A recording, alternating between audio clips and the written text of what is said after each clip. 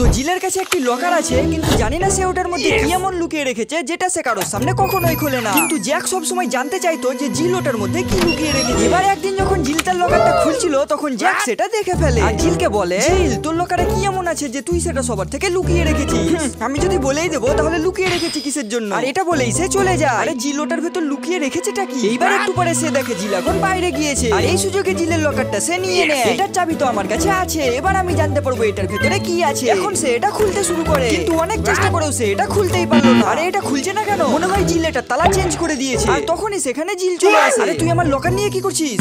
আরে আমি তো শুধু জানতে চাইছিলাম তুই এই লকারের মধ্যে কি লুকিয়ে রেখেছিস। আচ্ছা, কিন্তু তুই এটা কখনোই জানতে পারবি না। আরে জিল বল না এর মধ্যে কি আছে, না হলে আজ আমার ঘুম আসবে না। ঠিক আছে, তাহলে তোকে একটা হিন্ট দিচ্ছি, এর মধ্যে যা আছে সেটা অনেক মূল্যবান। তাহলে কি এর ভেতর সোনা চাঁদি আছে? না, এতে তেমন কিছুই নেই। তাহলে তুই বল এর ভেতরে কি আছে। আচ্ছা ঠিক আছে, আমি তোকে বলবো এর ভেতরে কি আছে, কিন্তু তার আগে আমার চ্যানেলে 1 মিলিয়ন সাবস্ক্রাইবার থাকতে হবে। তোমরা তাড়াতাড়ি সাবস্ক্রাইব করো।